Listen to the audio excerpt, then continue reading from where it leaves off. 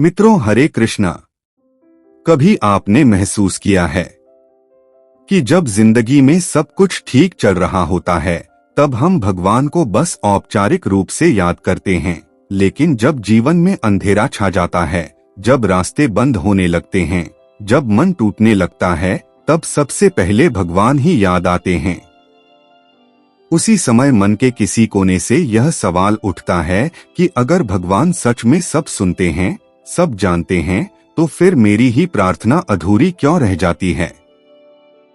शायद आपने भी मंदिर में खड़े होकर आंखें बंद करके मन ही मन यही पूछा हो। दीपक जलाया, व्रत रखा, मन से पुकारा, फिर भी हालात वैसे ही बने रहे। तब धीरे धीरे दिल में एक डर बैठ जाता है कि कहीं भगवान मुझसे नाराज तो नहीं है। लेकिन लाल किताब कहती है कि भगवान कभी नाराज नहीं होते, वह बस इंसान को समझाने के लिए कभी कभी चुप हो जाते हैं। हम अक्सर यह मान लेते हैं कि जो हम चाहते हैं वही हमारे लिए सबसे सही है। लेकिन जीवन का सबसे बड़ा रहस्य यही है कि इच्छा और आवश्यकता एक जैसी नहीं होती। इच्छा मन से निकलती है और आवश्यकता भाग्य से तय होती है। जब मन भाग्य से आगे दौड़ने लगता है तब भगवान रास्ता रोक लेते हैं। इसीलिए कई बार हमारी प्रार्थना सुनी तो जाती है, लेकिन पूरी नहीं की जाती। लाल किताब के अनुसार अगर हर इच्छा तुरंत पूरी होने लगे तो इंसान संभाल ही नहीं पाएगा। कई लोग दूसरों को देखकर सोचते हैं कि उसे सब कुछ मिल गया और हमें कुछ नहीं मिला, लेकिन वे यह नहीं देखते कि जो मिला है उसे संभालने की ताकत भी होनी चाहिए। भगवान पहले इंसान को मजबूत बनाते हैं, फिर उसे वरदान देते हैं, क्योंकि बिना ताकत के मिला वरदान भी बोझ बन जाता है। हम यह भी भूल जाते हैं कि हमारा जीवन सिर्फ आज से शुरू नहीं हुआ। हमारे पुराने कर्म, हमारे पूर्व संस्कार, हमारे पिछले फैसले सब मिलकर आज की स्थिति बनाते हैं। लाल किताब साफ कहती है कि जब तक पुराने कर्मों का हिसाब पूरा नहीं होता तब तक नई कृपा रुक जाती है।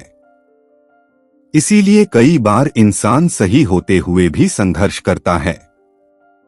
यह सजा नहीं होती, यह भीतर की सफाई होती है। बहुत से लोग जल्दी परिणाम चाहते हैं, आज मांगा और कल मिल जाए, लेकिन ईश्वर और प्रकृति दोनों समय के अनुसार चलते हैं। लाल किताब का रहस्य है कि जो चीज समय से पहले मिलती है वह ज्यादा देर टिकती नहीं। भगवान देरी करते हैं, लेकिन खाली हाथ नहीं लौटाते। जो आज नहीं मिला वही कल आपको किसी बड़े नुकसान से बचा भी सकता है। अब जरा अपने जीवन को याद कीजिए। क्या कभी ऐसा समय आया है जब सब कुछ एक साथ टूटने लगा हो? रिश्ते बदल गए हों, अपने दूर हो गए हों और आप खुद को अकेला महसूस करने लगे हों। लाल किताब कहती है कि जिसे ऊंचाई देनी होती है उसे पहले अकेलापन दिया जाता है। यह भगवान की परीक्षा होती है, सजा नहीं। इस परीक्षा में दो तरह के लोग होते हैं। एक वे जो शिकायत करते हैं, सवाल करते हैं और टूट जाते हैं। दूसरे वे जो चुपचाप सब सहते हैं, समझते हैं और मजबूत बनते हैं। भगवान दूसरे प्रकार के इंसान को आगे ले जाते हैं क्योंकि वही जिम्मेदारी उठा सकता है। एक और कारण है जिसकी वजह से प्रार्थनाएं रुक जाती हैं, और वह है छुपा हुआ अहंकार। दिखने वाला नहीं, लेकिन अंदर बैठा हुआ अहंकार। मैं सही हूँ, मैं भक्ति करता हूँ, मेरे साथ ही ऐसा क्यों हो रहा है? लाल किताब कहती है कि जहाँ मैं आता है वहाँ कृपा रुक जाती है। भगवान को शब्दों की नहीं, समर्पण की जरूरत होती है। अब सबसे गहरी बात सुनिए।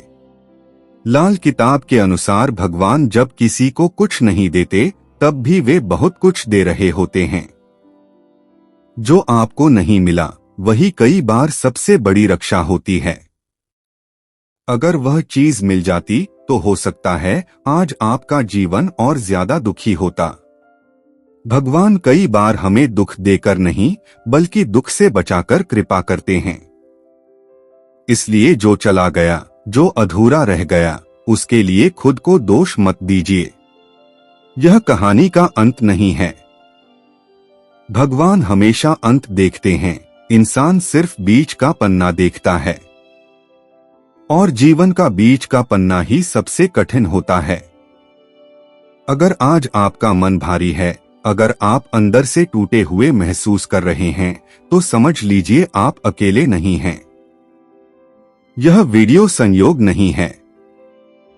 शायद यह आपको याद दिलाने आया है कि भगवान आज भी आपके साथ हैं, बस उन्होंने आपकी जिंदगी की कहानी आपके सोचे से अलग लिखी है। लाल किताब बस इतना कहती है कि मांग कम करो, विश्वास ज्यादा रखो। शिकायत छोड़ो, स्वीकार करना सीखो। दिखावा मत करो, कर्म सुधारो। और समय को अपना दुश्मन नहीं, अपना गुरु मानो। यही बातें धीरे धीरे बंद दरवाजे खोल देती हैं। अगर यह बातें आपके दिल तक पहुंची हों, तो इस वीडियो को उन लोगों तक जरूर पहुंचाइए जो आज भी भगवान से जवाब मांग रहे हैं। वीडियो को लाइक करें और चैनल को सब्सक्राइब करें, क्योंकि यहाँ डराया नहीं जाता, यहाँ समझाया जाता है। आप देख रहे हैं अपना YouTube चैनल मंत्र ध्यान।